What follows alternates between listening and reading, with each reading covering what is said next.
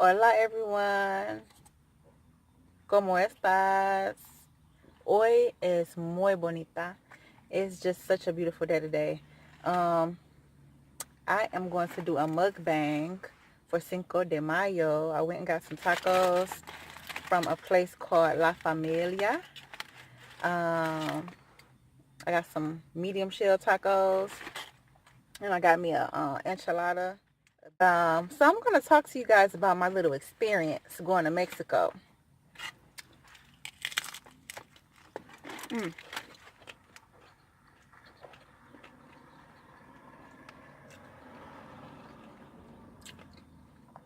This is my first mukbang. I do not see how people can eat and talk and have conversation at the same time. Because the way my family is, don't nobody talk when we eating at the table. I don't see how this gonna work. So let me take a couple more bites, and then I'm gonna just get into this.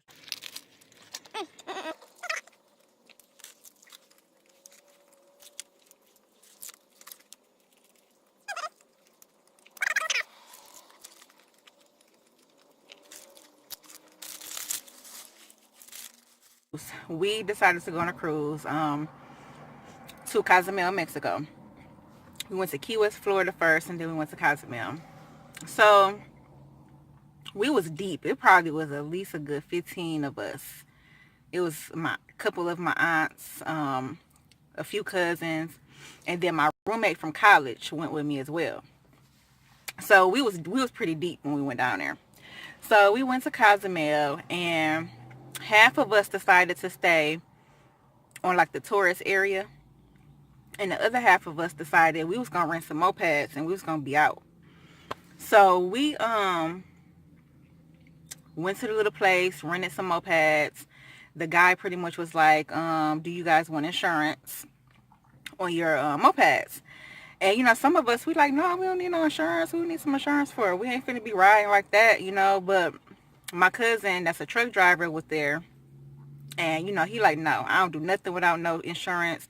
If y'all don't have the money for the insurance, I will pay for it. And you guys can pay me back when we get back to the ship. So we like, cool. We, you know, just put on there. So we got the bikes. We rode to this little beach area. The beach, it was like, it wasn't sandy, it was like more of a rockiness to the beach. So we decided to somebody told us about another little spot, so we like, okay, well, let's get back on our mopeds and we're gonna be out to this other spot or whatever, right? So we get on the bikes, we driving, and I heard a pop noise. So I'm looking down and I'm like, what was that? You know, my roommate is in the car, well, not in the car, sorry, on the moped behind me. So I turned around, I'm like, what was that? Now my roommate is a little special. I probably shouldn't have distracted her while she was driving. So of course she looking now because I scared her, and in the midst of us driving, there's a lady on a bike, you know, a Mexican lady on a bike, riding her little bike next to us. So in the midst of my friend looking down, her arm hit the lady's arm that was on the regular bike, and the lady fell off of her bike. So she stopped and she's like, come back, come back, come back, the lady fell, whatever. So we turned around, we're trying to help this lady. Now mind you, number one, so we already have two things against us. Number one, we're American. Number two, my skin color. So I'm automatically in my mind like, oh shoot. Oh shoot. So you know, all of us are swarming around her. You know, I'm sure the lady probably was scared because you got all these Americans just surrounding you like this. So she's pretty much like putting her hands up like, no, I don't want help, or whatever, and she's just laying on the ground. So it was this car that pulled up. She gets out the car. This lady gets out the car and she's just shaking her head at us, walking towards us, shaking her head. She's on the phone now, so she calling the police or whatever.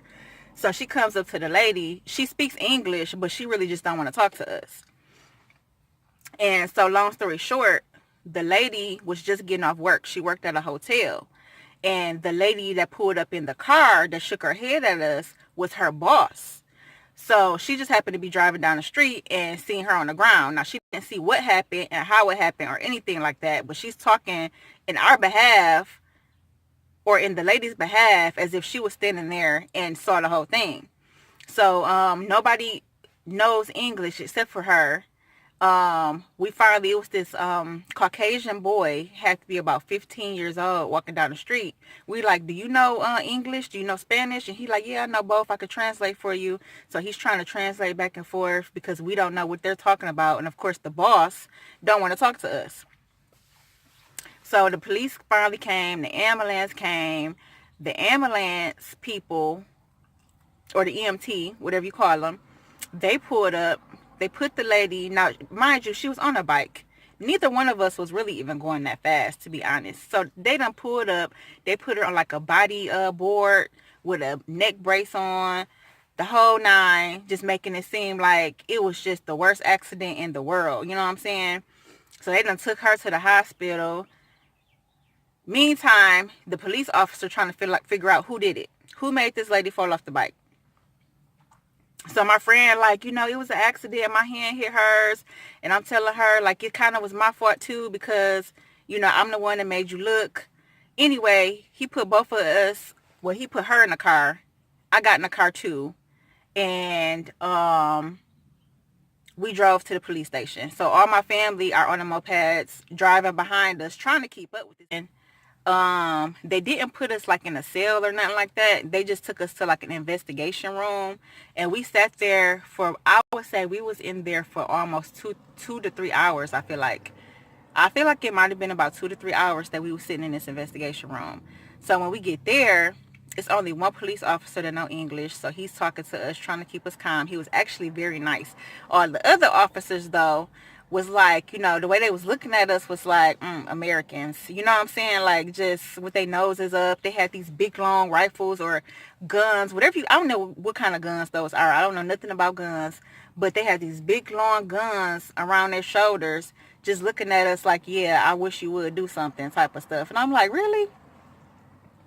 So then, the boss ends up following us to the jail. She done walked through the doors talking to them about what she think we should be paying for this inconvenience and for her and all these different things. So they're like, okay, well, we understand what you want out of the situation, but we have to send our people, our officers, to the hospital where the lady is, so that she could talk to them and figure out what she wants to do and if she wants to press charges. So luckily, the guy that we got our bikes from, that we got the insurance through, he came up to the cell and he like, yeah, they got insurance. The lady only got paid so in our money, they get paid in pesos. So in American money, she gets paid $5 a day working at the hotel, right? Our insurance said that they would cover $50 a month for, like, I think a month or two or something like that. They would cover $50 a month and give it to her. So I figured that was a pretty good deal. You finna get $50 off the deal. And come to find out, she broke a little bone. It was a little bone in her pinky that got broke. Nothing else was injured. Nothing but a little pinky in her, a little bone in her pinky. And they tried to say that she wasn't going to be able to work for a few weeks. So I'm like, cool. Well, we finna give you, the insurance going to give you $50 a month for you not being able to work. And then my cousin was like, well, I got $50 on me. I'll give you $50 right now. So in total, you about to get $100. Oh, no, honey. That boss lady wanted to argue my cousin up and down, like, no, she need more money than that. She need this, she need that. This is how much, that, just going back and forth. And we sitting here like, bruh, this ain't got nothing to do with you. Get up out the picture. This don't have nothing to do with you. Long story short, my aunt and a few of my cousins got back to the ship.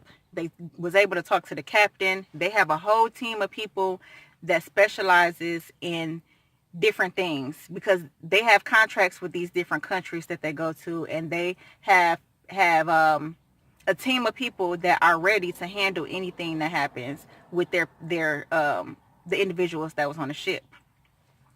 So the captain came. They sent the what do you call them, a limousine to go pick him up.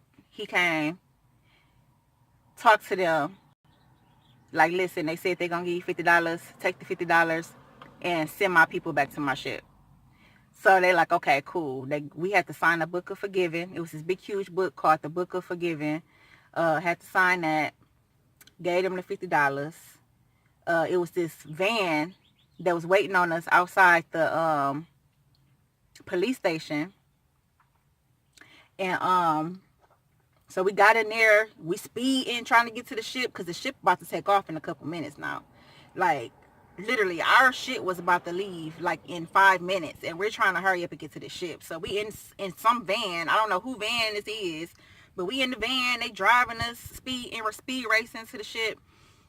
We made it, thank God. So at that time, I knew no Spanish whatsoever, none.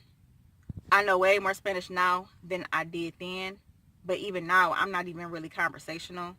But it was just like, wow, that was one of the reasons that made me want to learn Spanish and really want to go on this language journey, because I'm like, I want to go back there, and this time I want to be able to speak, because I feel like if I would have been able to speak, maybe things could have happened a little bit differently. I don't know. So yeah, that's my story time.